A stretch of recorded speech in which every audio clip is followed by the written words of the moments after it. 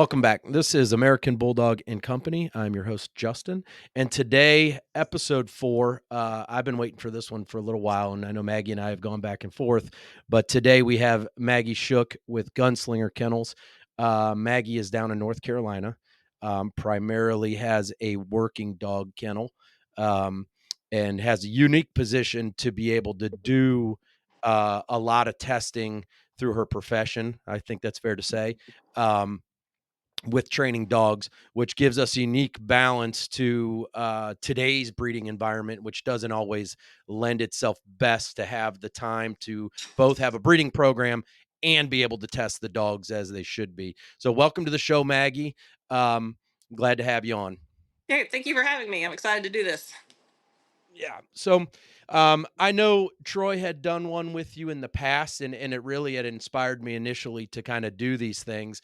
I think there's a lot of value in having these conversations, and everybody gets to take away little tidbits of not only just breeding practices and what people hold as their kind of their priority in their breeding practices, but also it gives an introduction to your kennel and what people can expect from a dog from you, which I also think is very important in today's society as far as um, how breeding programs are maneuvering within the times that we are. Most people don't have a working dog to work. Most people have a working dog because they look cool, and I know initially that's why I got into it. You know, I was a young buck, and I was, you know, I wanted a cool ass dog that looked like he could do everything. Whether he could or not was to be determined. But I think that in today's environment, not everybody has the intentions of working a working breed, but yet they still want one. Um, so let's get into this a little more. So let's start off with kind of giving a little history of how you got into the dogs. Um, did you grow up with dogs? Was that a part of your household? Oh yeah, definitely. We've always had dogs. My dad's mom bred cocker spaniels and schnauzers, so I grew up with cocker spaniels in the house, and my mom tried to breed them every once in a while.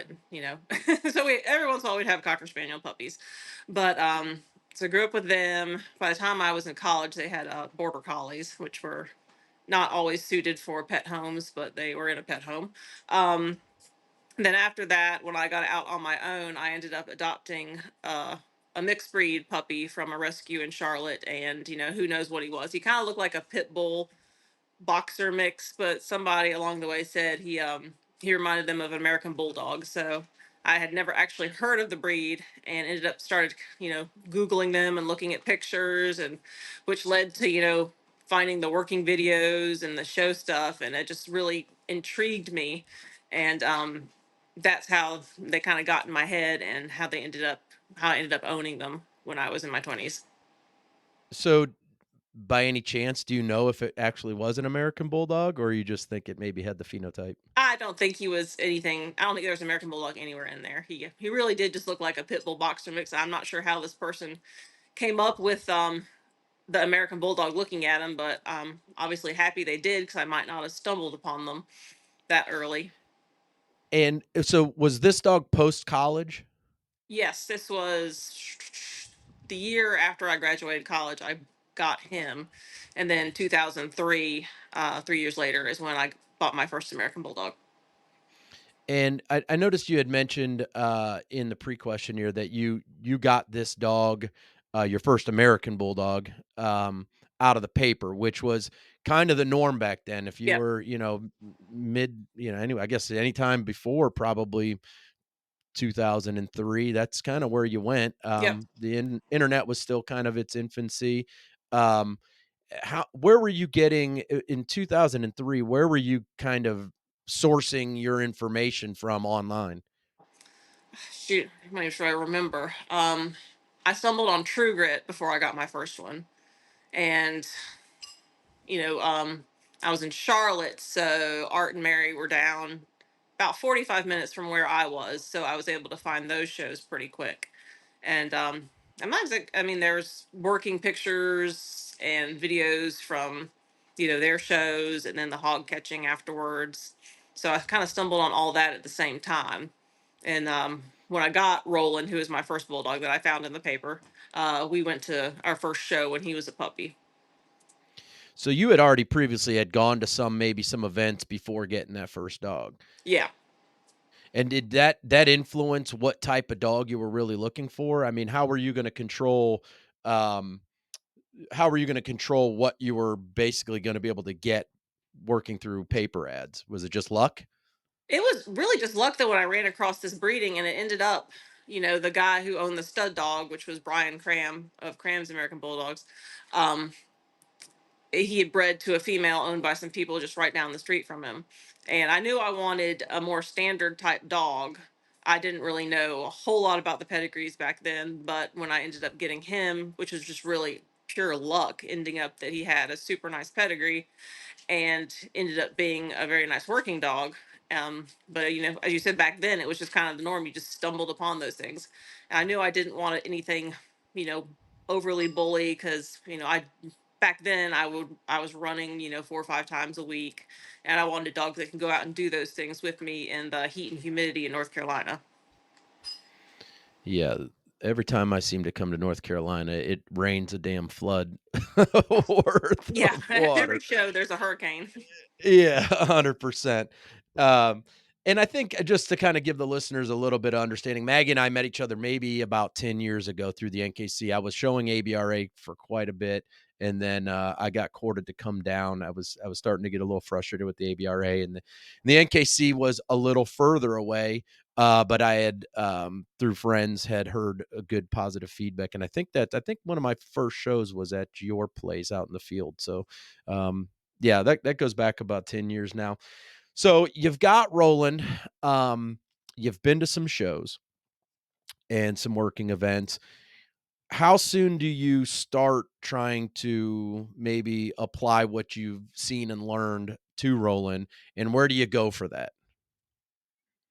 So I took him to the first show, and he was just not the type of dog that was enjoyed showing.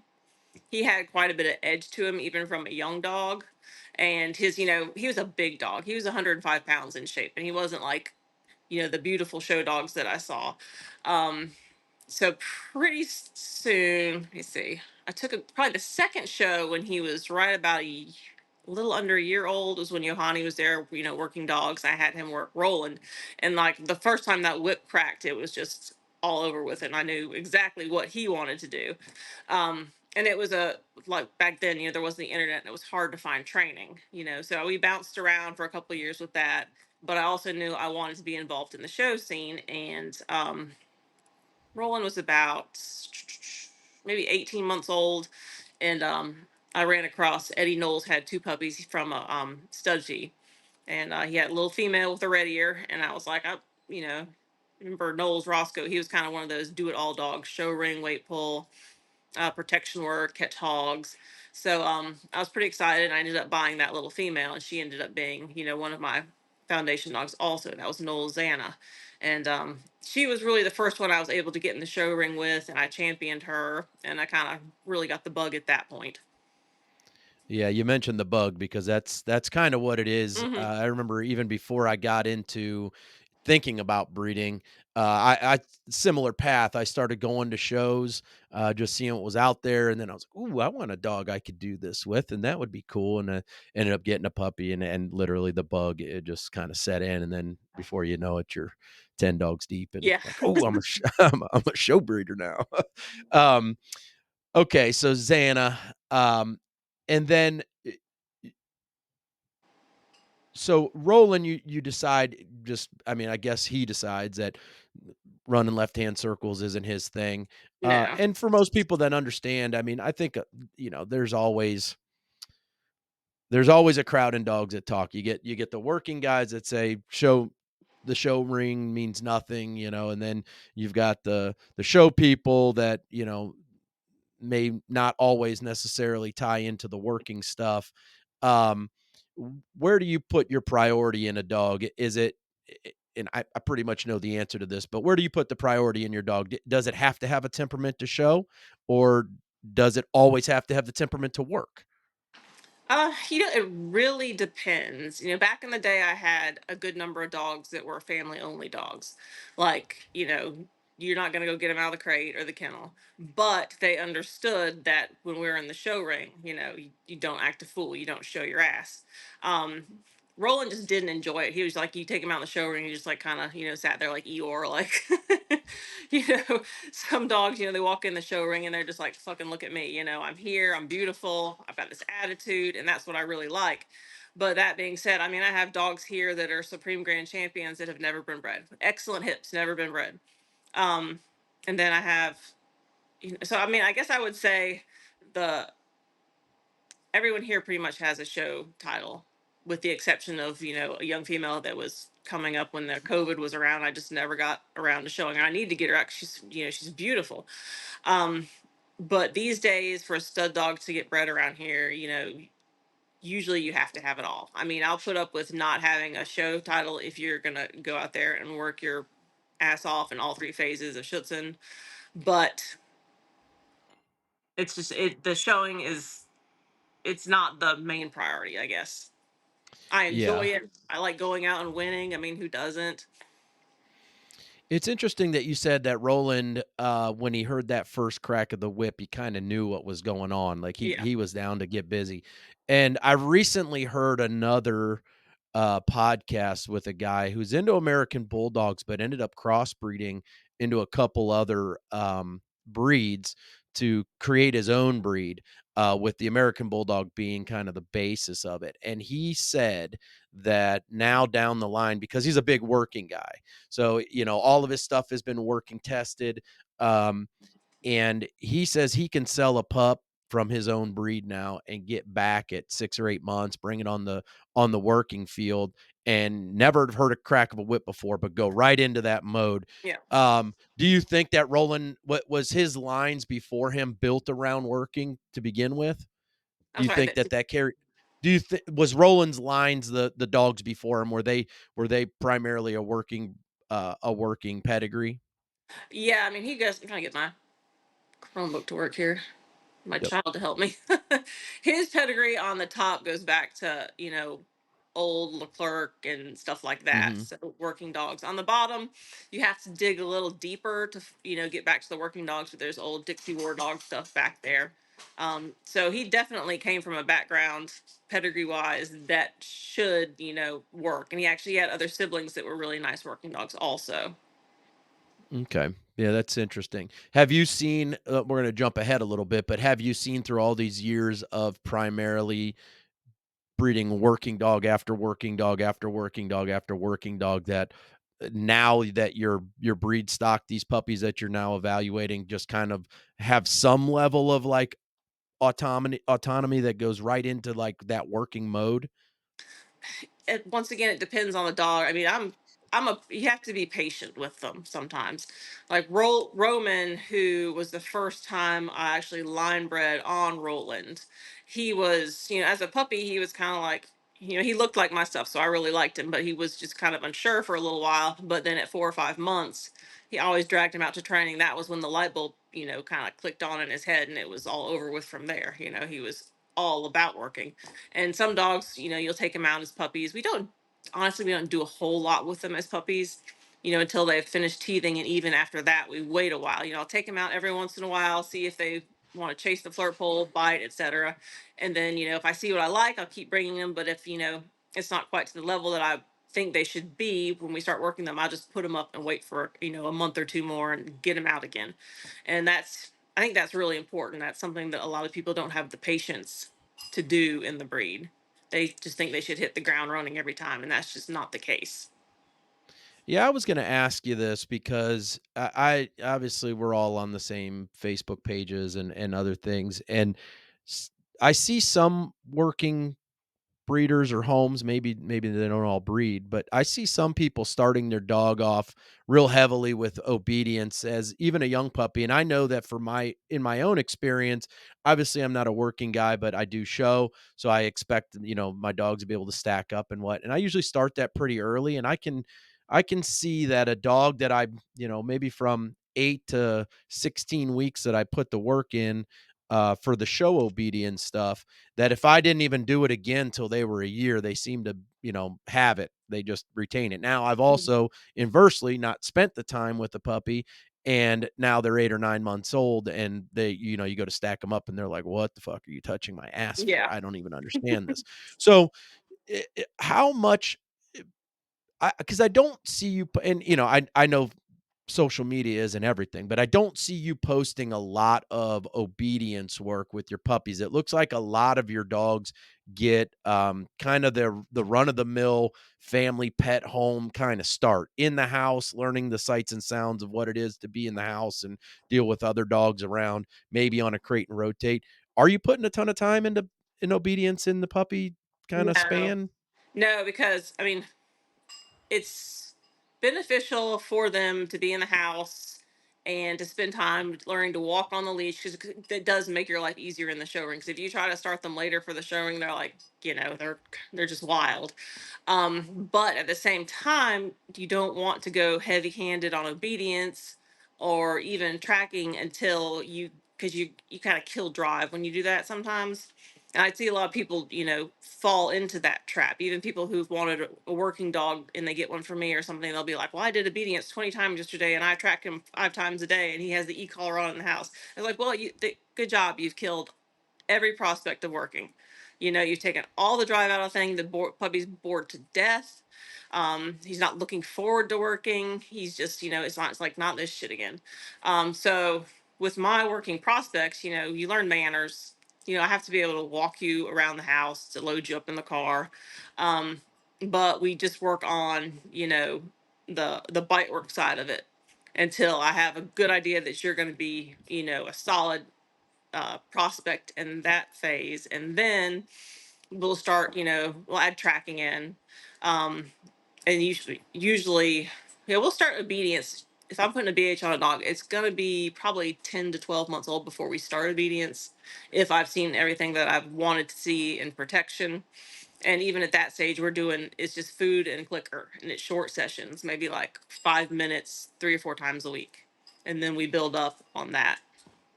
Yeah, I was gonna ask you what your methodology was if food is your baseline, especially at that age. I mean, typically a puppy, if you're really working obedience, food has got to be your mainstay because they Yeah. don't really understand the connection between a toy Yeah, we and reward.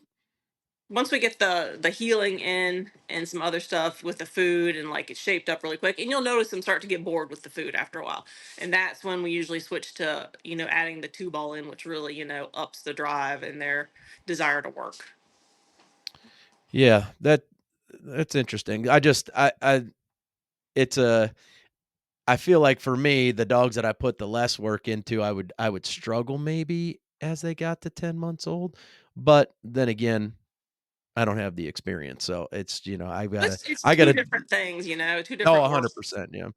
Yeah, and just understanding that, putting all that obedience on a young pup will take their drive away from, let's say, the bite work, I think is important for people to understand because I think most people, if they're a pet home, I'm going to encourage them to do quite a bit of Oh yeah. obedience because, at the end of the day, the dog's not going to be going out there and hitting a sleeve, and controllability is everything in a pet home for most people, especially with a working dog, and it typically creates structure, so that's always important because Yeah. a lot of people that buy an American Bulldog puppy, um, they have a tendency to personify these dogs and not really give them the structure they need, and then as they become 1.5, 2-year-old dogs, they Yeah, they you've got become a real problems. nuisance. Yeah, they become a real nuisance, or they start doing stuff for themselves, resource guarding spouses, food bowls, whatever, Yeah. causing problems with the other dogs. And I think that structure for a pet home is always great to encourage because the people that I have seen put the money either into training, having somebody else train the dog, or train that with them, always seem to have a better outcome. Yeah. I mean, it's Um, not like let them run absolutely wild until I start to do obedience. I mean, you have to. Especially if they live in the house. There are house rules, but house dogs that have never done any training, they know, it's like they speak English at that point, like get over here, get in there. yeah. They don't even know how to sit usually sometimes. Actually, everybody knows how to sit, but other than that, they don't know how to down. They don't know this like place thing that all these people are obsessed with. They're just, they just hang out and they have manners. Yeah, my My idea of a place is called a crate. Yeah. I'm done with you, you gotta go Yeah. somewhere. Everyone needs a Yeah. break. And the one thing I've noticed about you as well, and we'll get back to kind of the startup of your program. But the one thing I've noticed about you as well is you seem to run a lot of dogs in the house kind of together, and you seem to have been successful to that. Do you think it's more related to the genetic side of the dogs, or do you think it's something that you do well uh, in how you're raising them? It's both. I mean, obviously we have dogs age out of the house. You can't have a bunch of adult males hanging out and a bunch of adult females. So we have maybe 8 dogs that crate and rotate in the house right now. And like they're, Roman can't be with other males other than puppies and that kind of thing. Oh, actually, he can be with Tater because no one thinks Tater's a real dog yet. Apparently, he's like 18 months old now, and he's an intact male wandering around, and nobody messes with him except Bacchus. Bacchus thinks he's a real male, but and also the fact that I rule with an iron fist. Know, you have to behave, and when I raise my voice, most of them are like, "Fuck," she's pissed. You know, Yeah. go get in their crate and that sort of thing. But you do run into difficulties because we're still getting over some baggage when Lily was alive, and she had lymphoma and she was on prednisone, which amped up her food aggression and stuff like that. So she jumped on Roman a couple of times, and after that, anytime there was you know toenails started clicking in the house, people would go off. So we had to reorganize dogs, and so a couple got kicked out of the house because they just turned into instigators. So now we're back to a nice, calm, you know, don't kill each other. That kind of. I mean, they'll all lay on the bed together, and everyone gets fed. The dogs that are out together can all eat, out of their crates. You just put their bowls in specific spots in the house, and they're fine.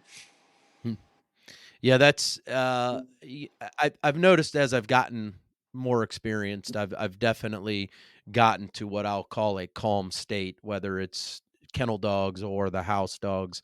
Not to say that I don't think that I have it in me anymore to run more than 2 dogs at a time, and typically it's opposite sex. The Oh yeah. males things I don't even try the males anymore. I mean, I've had dogs that have never even seen not see each other, but never been out together Oh yeah. on accident, get out together, and they just seemingly know that all we're gonna do is fight, dude.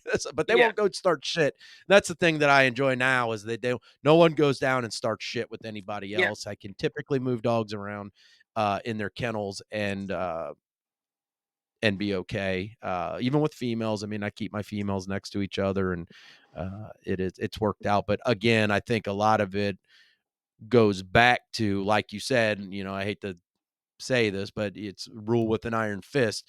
Every dog has a threshold, and I always encourage people to use the minimum threshold for that dog's temperament or personality. But at the same time, I'm not a guy that really shows a lot of affection towards an animal till they get to about 18 months old. I'll give it praise, but as far as like, oh, you're going to sit and occupy my space on the couch, I'm a little more cautious with that.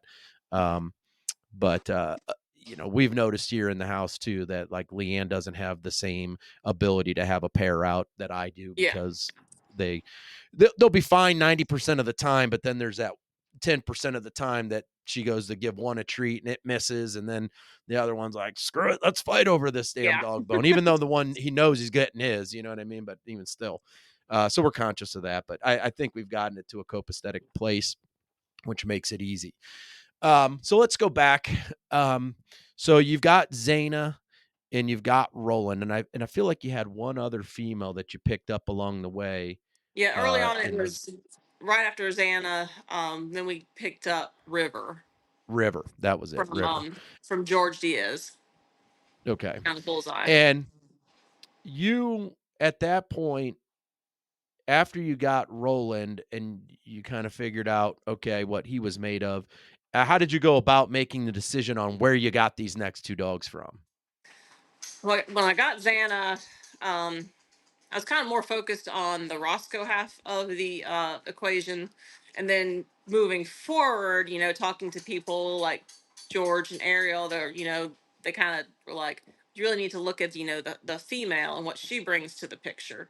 So then I started looking at, she was out of Emma, Confederate Kennels Emma, uh, which Don Matthews had. And then looking at River, it was all that same stuff mixed in also. So that's when I got hooked up more with Bullseye Kennel, ended up with her, and kind of focusing on that side of the pedigrees as opposed to really looking at Roland stuff, which came just a few years later. I picked up a female. I can't remember, Big Rig American Bulldogs. They bought one out of, it was out of Ruckus and somebody else, which went back to the, like the stuff in his pedigree, like the Leclerc and the Bama Boy and that sort of stuff, to breed to him. But this was in like 2007, a little further on. So if I understand you correctly, the advice you received was to go back and look at when choosing your next what we'll call breed stock was to go back and look at how well the females in the pedigree Yeah. produced versus the males. Okay. And I've experienced a little bit of that myself, and it was just out of pure luck, to be honest with you. But India was an extremely consistent producer, and it seems like her offspring is kind of taking in that same direction. Um, and it makes it easy because it does if they're very consistent producer, it makes it easy because you know what you can expect. And I Yeah. think that's something that a lot of people today, when I look at pedigrees today, I think a lot of people lack the line breeding and really having a conscientious plan within Yeah. their pedigrees. I think everybody is just like jumping on, well, this dog looks cool. This dog's been promoted well, so I'm going to use him because it'll make it easier for the puppies to sell. Um, and to some extent, that does help out, but I mean, at the cost of maybe not getting what you're looking for, which I think a lot of people in the beginning aren't necessarily confident enough to just run with what they like and make it work than to just kind of jump on the bandwagon and keep moving around. Um, and then, so when do you decide that you're going to breed one of these two dogs, and then who do you do that to? It was 2007. I had championed Xana and was putting the BST on Roland at that Heart of Dixie. So the beginning of that year, we bred Xana to Fatback. I bred Xana to Don Matthews' dog Fatback, which was line breeding on the Emma side of everything, and that ended up producing um, Bubba, Pumpkin, and Detta, who I kept from that litter. Which Pumpkin being the only one that I actually, I tried to breed Bubba, but he was sterile anyway. That sucked. So, but Pumpkin became a very integral part of the pedigrees and everything, especially that breeding with the two breedings with Blizzard. So you'll see that particular breeding pop up multiple times out of the two different dogs that we have here out of the breeding. And then I bought the female from Big Rig, and we called her Nadine. I wish I could. I'm gonna get my child to help me with the Chromebook. Yep. Go ahead. Take your time. Hey, will you help me, please? Scrolling. Scrolling. Don't make fun of me. But anyway, I bred Roland to that dog, the Nadine dog, and she produced. We kept a dog named King, which he was a red nosed dog, and in retrospect, down the line, I'm like, why did I keep a red nosed dog? Um, and didn't really never bred anything out of that litter. It took me a few years, or more than a few years, and a couple of breedings to really figure out, how to use his genetics in a way that produced dogs that I wanted. And that didn't really happen until in 2009. We got Tally from Jamie and Holly Bell down in Florida. And, her pedigree was pretty scatterbred. And, Roland's was pretty scatterbred also. But for some reason, that breeding just clicked.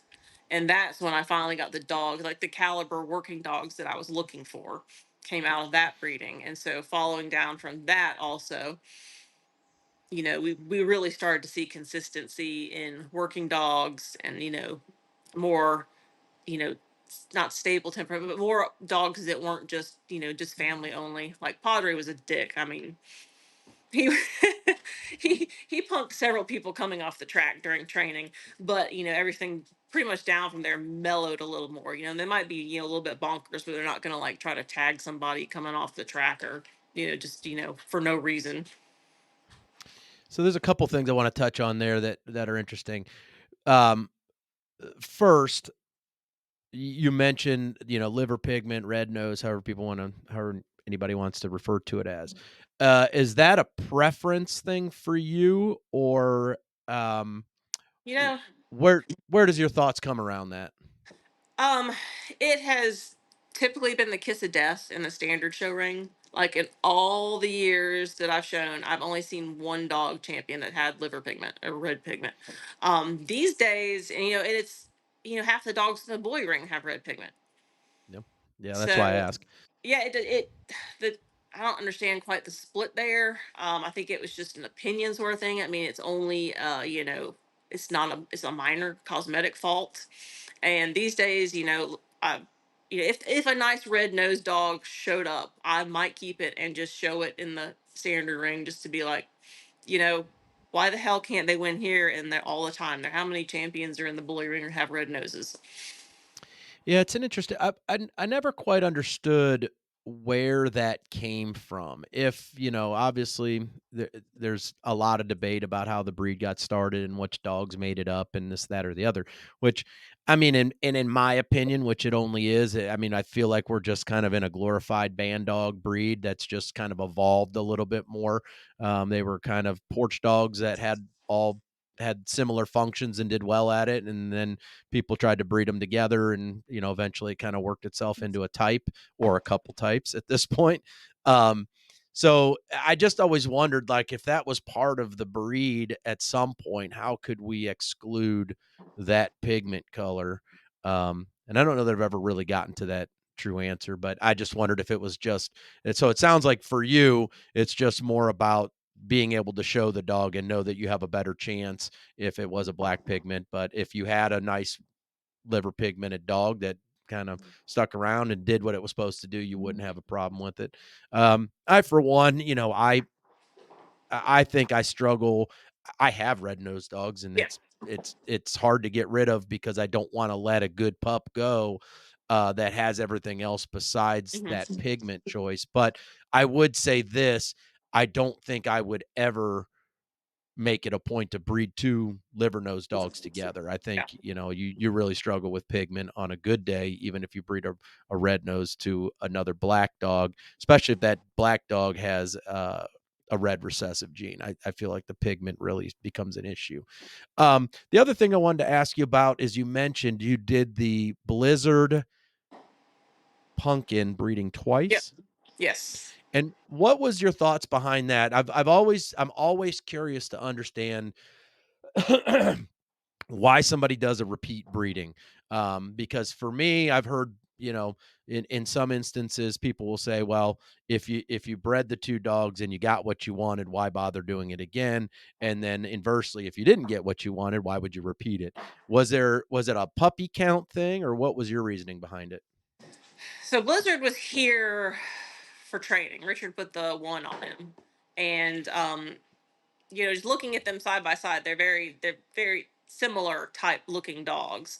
And we did the first breeding, and there were only 4 puppies born, so there were 3 males and 1 female. One of the males had red pigment, so I ended up keeping the female, and that was Riza. And so Blizzard was still here, and I was really happy with the breeding, but I was kind of kicking myself like, why didn't I keep a male? So that's usually when I do a repeat breeding. It's like I've kept one, gender, and then I'm like, you see other, like if I keep a male and I'll see the sisters that look really good, I'm like, well, shoot, I should have kept a female too, and then I'll repeat. No, I mean, and half the problem with repeat breedings, at least from my experience, is they're in bulldogs, it's never the same really.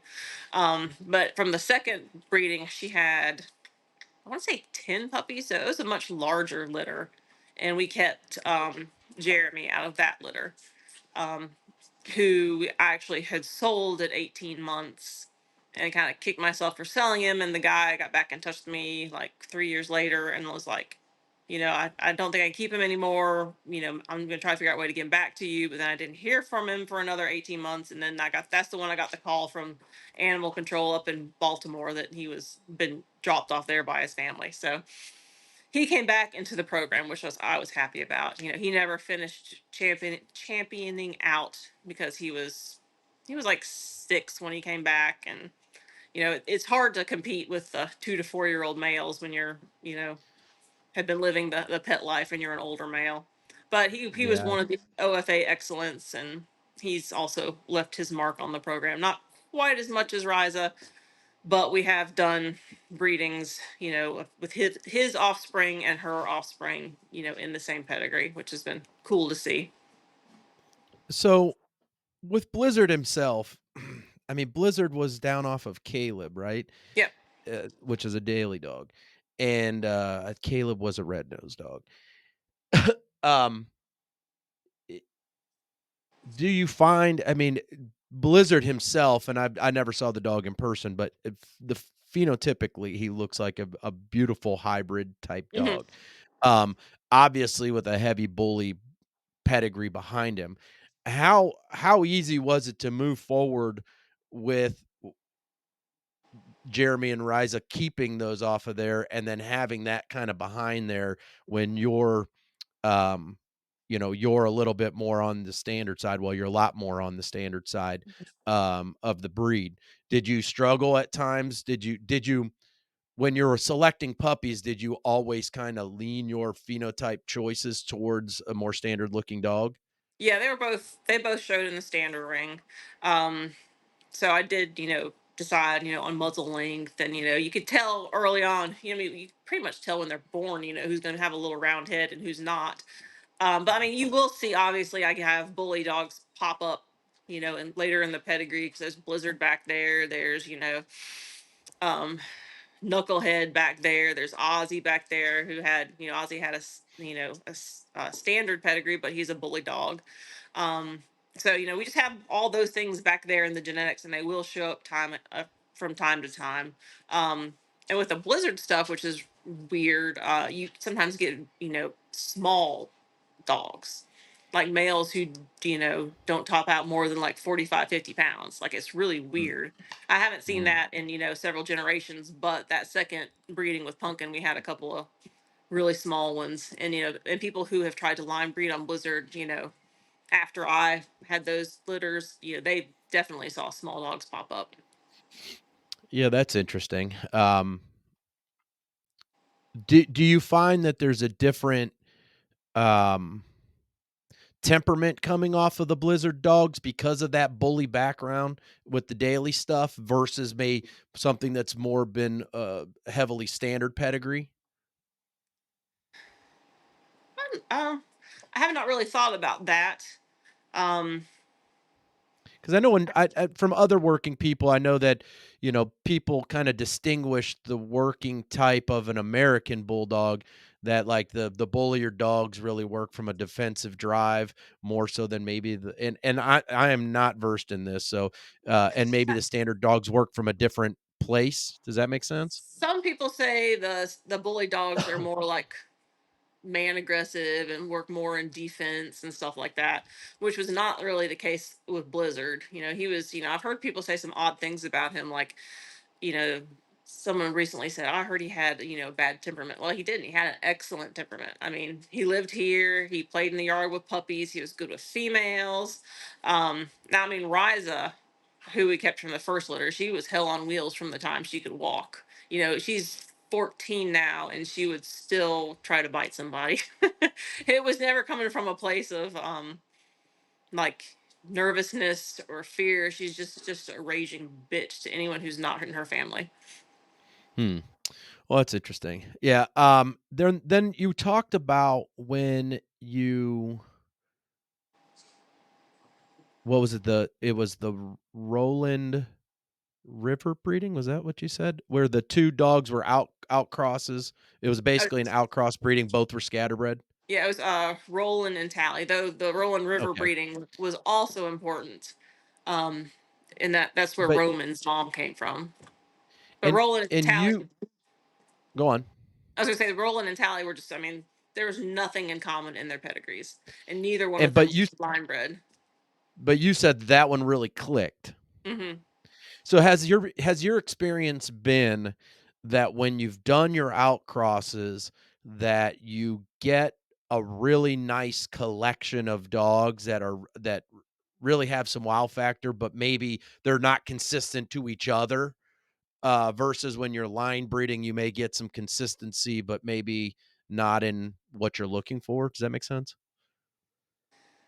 We started after we did that, we line bred. We were able to bring all those dogs back together and start line breeding on our stuff, which started with Roman, that litter. Mhm. So, I mean, and when you looked at the tally rolling puppies, I mean, they were pretty consistent look wise. I mean, there were a lot of them because tally had, I think it was 12 the first time and 11 the second time, maybe. Mm. But Yeah, that's terrifying. yeah, exactly. Though, I mean, we did see, I wasn't thinking about that. We did see the red nose come out again with like Sully. And you got those Mm. bigger kind of, like a lot of times the red noses from that side have a more like longer muzzle. The females look a little houndy. But, there were some bigger dogs. Like Breaker came from the second one. And he was like 108 pounds of like more of a bully, thicker dog.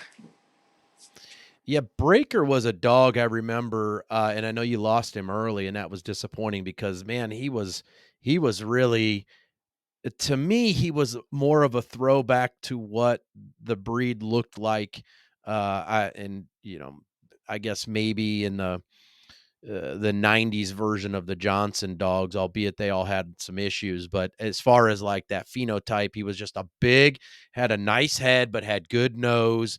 Um, was just your good old fashioned standard colors. And he just was a very big, impressive dog. And I remember seeing that dog and being like, man, I'd love to use that dog. Um, he just had a different look. Like, and part of me, obviously, where I'm from, I started with the bully stuff and I've slowly migrated my way, Yeah.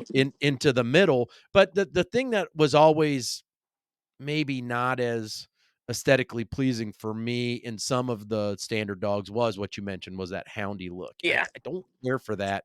Um, and I like a dog with a really solid stop and Hmm. regardless of the muzzle length, I think that's important because when you start to lose that stop, it seems to kind of lend itself towards that houndier look.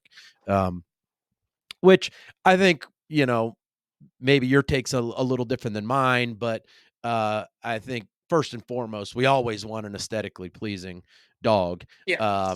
And then probably you have a little bit more weight on the working side that maybe would trump the aesthetics of an animal. But I know in horses, it's a rare thing to get the beautiful color package and the working ability. Hmm. It's probably a little easier in dogs because they have more and you can sift through them. But yeah, the houndy part has always been a little bit Yeah. on the standard side. I've obviously selected over the years. I end up with a more typey head, you know, especially in the Yeah, males. and I'll be honest with your stuff, sometimes I look at a pup and you put in a one ringer or the other, and I think you've really done a good job to breed to the middle because, sometimes I look at if you put a dog in the bully ring, I'm like, "Well, man, arguably that dog could show standard." Now, I'm not seeing the teeth, but, I would say that you've kind of bred yourself right into the middle to a point Hmm. where, you're not when there's a handful of dogs, say, like, Nomad looks really Yeah. standard to me, Yeah. where, Okay. like, Bacchus, I think that's where I start getting into this blurred vision of like really what is a true standard dog or a true bully dog? I mean, Yeah, Bacchus is a little deceiving in pictures because when you see him in person, he's got that huge head, and if you see him straight on in a picture, you're like, well, he's obviously a bully dog. But then you see, his muzzle from the side, and like, yeah, he belongs in the standard ring. But yeah, a lot of my dogs, especially I have a lot of females right now who have the more standard muzzle, more so than the males. But maybe that's just because they don't usually have the big top, any of the broad top skulls and stuff like that. yeah, yeah. So let's go back. So I think we left it off at you started to use Roland in some of these breedings and you created Padre. Um, and then w it seemed at that point that you kinda just started to manipulate within your own dogs. You weren't really going off yard as much. I know there was when I was looking through a lot of the pedigrees, there's quite a bit of, Confederate stuff behind Mhm. yours. There were some notable dogs that we talked about, which was Blizzard. Um, Judge is in there, and then Bionic's Knuckle, and there was one pedigree, and it was back a little bit ways, but Boyd's High Jumping Mikey, and Mikey seemed to be kind of the quintessential of like kicking off that hybrid movement, if I'm thinking about this correctly. What dogs outside of yours that you used along the way did you find to be the most impactful? Definitely Fatback and Blizzard are like no brainers. Um, and then I have to, say Caddy produced. We had a nice litter with him and River, and that's where Jake came from, who was Judge's dad. So, I haven't gone off the, yard in a while now. I really need to find, some complementary things to outcross to, just because we are, getting pretty stacked up around here. Um, but, there have been ones that just haven't clicked for whatever reason. Um, and we used July from Don Matthews also, and that made Hellcat and Cannonball, which have, down the line, I'm mad at myself because I don't have anything off of Hellcat that I've kept. I mean, I have Callahan frozen, so maybe I'll use that someday. But nowadays, like, we're really starting to see the importance of the rise of July breeding. Now that it's back a couple of generations, because when you get Cannonball and like the grandma and the great grandma spot, you see a lot of nice working dogs coming out of that. Like Spike, who's a young Roman son, he just turned 2 right after Christmas. Like he's a really strong working male, and he goes back to Cannonball. Plus the stacking up of the Roland and Romans in there twice. So it's cool to see. How much are you willing to inject one dog into, say, like, the first 3 to 4 generations? Where do you feel comfortable going with that? I usually don't do anything more than like a 2, 3. I mean, the closest we've done has been like, we'll do a niece to an uncle, a nephew to an aunt. We've done a granddaughter to a grandfather. I can't see doing, sibling breeding or anything like that. I mean, maybe down the line we will. We'll see Roland stacked up a good number of times and Pumpkin, etc. But it'll be further back in the generations. Like we still get Roland close up just because we still we have dogs off of him here, um, but I lost my train of thought on that No, one. you're fine. Yeah, you're fine. I always find it curious because, the deeper I get into these conversations, there's some other countries that have limitations on what you can do, Yeah, and then, here, obviously, we have the freedom to do whatever, um, but I always find it curious because some people I notice very rarely line breed at all, uh, and then, uh, and then there's other people that have done a good job of mapping out line breeding, and it can get tricky. I mean, just like you said, I mean, if you decide that, like, you've got this quintessential male and you love everything about the dog and you use him on everything that you get your hands on, and now you go out to your yard and everybody is every yeah, female you have is a daughter of him, then you're like, whoa, okay, now I gotta think yeah, about what else I'm doing. So it does, mapping it out long term is definitely something that takes a little bit of pen to paper at times, really, if you're going to try stuff and work it back to itself. Um, and it doesn't take long to get yourself pigeonholed. So going back to what you said is, you've toyed with this now. I mean, you're almost 20 years. You're probably getting real close to 20 years of actual breeding, correct? yeah. And our first litter was 2007, so we're like 16 You're years. Yeah. yeah, you're turning the corner. Um, when you now talk about having to go off yard, um, and let's just use round numbers, 20 years of experience. What is the criteria to use a dog that's, something that you haven't produced? I would like to find, complementary dogs. I mean, similar style, structure, obviously the health testing. It would be nice if there was some commonality back there in the pedigree. But, knowing how well, the roll and tally thing worked, if you can find something that, if they look, close to like have the same sort of structure, temperament wise, sound, don't have to be social, but working would be nice, but there's just not many people in the US that, train and work bulldogs anymore and title them in sport. I mean, I think there are a couple of people coming up, but you just lost a lot of the working breeders on that end of things. So it's gonna take a lot of digging around to figure that out, because I've done outside breedings before that just didn't pan out, and they've been disappointments. Um, Obviously we've done in-house breedings. Like when I first started, we tried line breeding on a couple of things, and that just didn't work out at all. And I don't even think we have anything here. Like 'cause I tried line breeding with July and Alex in the pedigree, and it just you got some weird nerve, so we kind of moved away from that. Yeah. Um, how long do you think it takes to evaluate, like, you do a breeding, how long do you think it takes to really evaluate what you got from that? Is it something you Like, see early? Is it do you have to wait 2 years to see how they oh physically and mentally mature? no, I don't think you have to wait 2 years. I mean, sometimes right off the bat you'll be like, these guys are a little weird, but if you've bred enough litters, sometimes they're going to be a little weird, and next week they're all fine. But if they stay Mhm. weird for several weeks, then you're like, the nerve's just not quite there. And that's how Do these you guys were. do you think that there's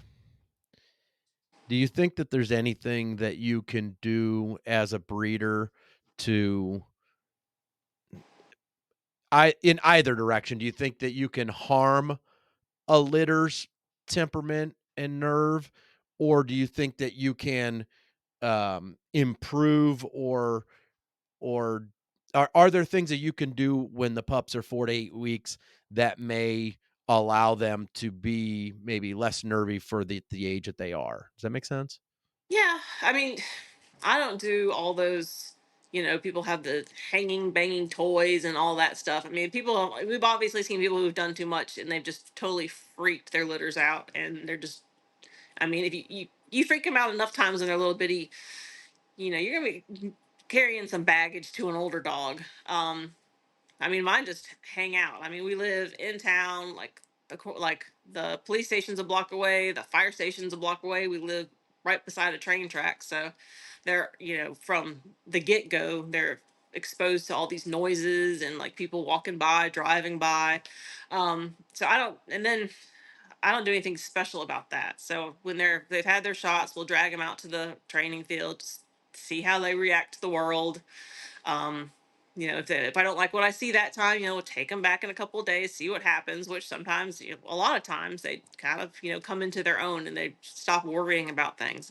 But then you see people who expose them, do all these different things, and you kind of lose what the real puppy is. Kind of, you don't see the temperament they came out with. They're kind of like masking it, or they've just worked so hard to make them you know expose them to so many things and work so hard that you can't really see what the ground level puppy is anymore. Yeah, or the ground level dog. I've always held more value in a dog that I've put less time in, if that makes sense. So typically we have a spring litter. I'm pretty busy in the summer. I typically don't drag these dogs around until they're fully vaccinated, which I'm Mm. pretty slow about doing because I like to spread it out. So for me, I may not fully vaccinate a dog until it's maybe 6 months old, unless I know that have a show or something that I can kind of cram some stuff in and get the dog off property. But I always hold more value to a dog that maybe hasn't had a summer of a ton of exposure, but then I can just go in the fall and throw that damn dog in a my box in my truck or whatever and take it to work with me or take it to the pet store, and it just jumps out of the truck and it's like, "Oh, what are we doing?" Boom, Yeah. boom, boom. It might be a little initial nerve at first, but if they bounce back and recover, I'm like, "Oh, okay." The innate temperament on this dog is sound. It's not, Yeah.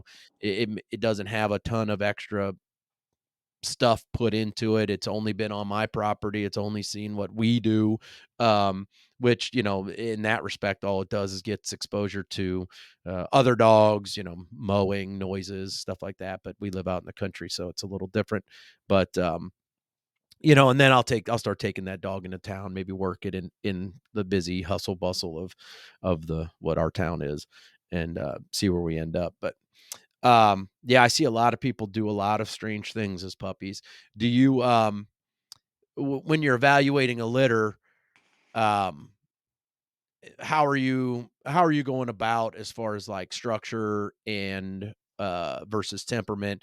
What do you weight more, or do you just kind of throw a dart at the dog that looks like it's ready to go and bite somebody, or do you have a method? Yeah.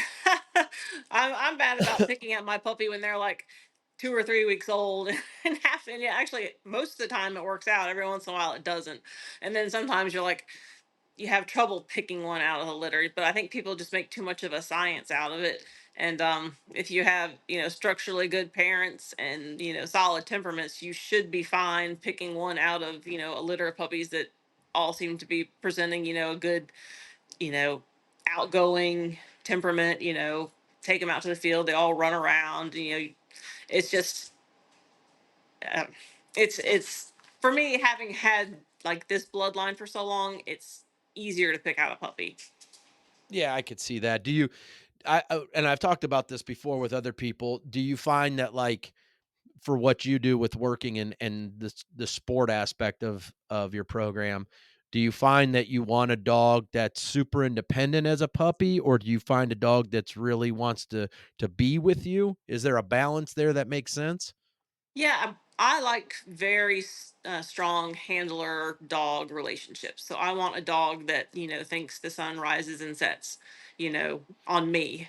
So, some people get my dogs and they're like, why is he following me around all the time? Why is he always up my butt? And I was like, well, that's because that's how I like them. If you're going to go do this sport, they have to want to be with you and do things and learn things. If you have a super independent dog, he's going to like give you the finger and, you know, not want to do the things, which Frosty is a little bit like that. He was an interesting BH to do because he we had a good relationship, but he wasn't like he didn't like he also say worship me. He didn't the relationship wasn't as important to him as it is to say like Roman and Bacchus and even Spike. They just love to go do the things, and Frosty likes to do the things, but when it comes down to, hey, I'm going to be a dick and I don't want to do the things, then we run into conflict. And with that being said, is there a certain point to, like, with a dog like Frosty, that you just kinda give up and what your maybe the long-term goal with that dog was? If you were gonna try to put an IGP-3 on him, but you're struggling to get through the BH, is that, are you at a point where, like, is this really purposeful to move forward with? Yes. With him, we did the BH and we kind of called the game there. I mean, he had a lot of talent in bite work, had a deep well of rage in him. But, having to get through, it was mainly the obedience that we would have to get through because doing dumbbells is, you have to have a dog, especially for me to do it with that because it's a hard thing to teach and to train. And some dogs are easier, but with correcting Frosty, he takes it a little personally sometimes. So it's just like there's no use in like struggling through this and fighting this battle because I have other dogs that have a lot of talent and I can spend the time with them and hopefully get to a higher level and training the ones right now to hopefully go out and do regionals again and stuff like that. And it's just for me personally, if I run into something that's going to be every real hard train to get through everything. Like, some people are like, oh, the hard dogs teach you stuff. I was like, well, I'm not really interested in that anymore. I like dogs. I mean, it's always going to be something. It's always hard. You're always going to be up and down in it, but you want the dogs that can do it, you can see that they can do it and that they want to do it, and that you have a relationship with it and it's fun. Some parts aren't going to be fun. That's just the way it is. But I don't like going out every day and having to fight with the dog just to do these things. If he's not going to want to do it and it's going to be a struggle, every day, it's, it's not fun anymore. Yeah, totally understand that because I know I would get frustrated. I mean, and I think as you age, your patience can get a little thin. Now, do you think it's just a numbers game for you because you have quite a few other prospects that you can just say like, "Hey, I'm gonna put you on the shelf, buddy. No offense, but I'm not gonna argue with you about it." And just because you got 2 or 3 others that are really Yeah, pushing. Yeah. yeah, yeah, definitely. I Now mean, just go on. if I didn't have, other ones, waiting in the wings, I would, keep on trucking with one that I wasn't quite happy with, and wait for somebody else to come along. But, right now I have a lot of talented young dogs that could go do things. So just kind of picking and choosing who is going to be the best of the best. Now does that with Frosty and I 100% will go on record that that dog's awesome. I mean, he's a It, perfect dog for my style. I mean, he's right in there. And did you showed him bully or was he standard? he's bully. Yeah. Yeah. I mean, he fits right into everything that I've ever wanted in a dog as far as his phenotype. Now, does his inability to take it to the next level, does that discourage you from using him as far as part of the breeding program? No, no, I'd like to use him more. He's kind of a pain in the butt because he carries both HUU and ick. So, we have that bouncing around, carriers every once in a while. So I have to find somebody who's clear for both of those. So I'm hoping the next time Roman's younger sister Maisie comes into heat, I'm gonna breed him to her. Um, I love him to death, and he has a lot of talent. He doesn't like to toe the line, I guess is more of it. And he's a beautiful dog. He's super with me. He wants to eat Richard. There's that, but other than that, he can go in the show ring. He's a gentleman. He's never once, raised a lip at a judge. He I mean he he's like kind of holding a dragon by the tail when you're in the show ring because he's just so up and got so much drive and everybody's running around. It's just very, it just gets him going really well. So he's a lot of fun to show, and he was fun to do the BH with when we finally trialed, but it was it took a long time to get there. Yeah. And he's down off if he is he off Ginger? He's off Padre and Ginger Yeah. was one of the Rise of Judge daughters.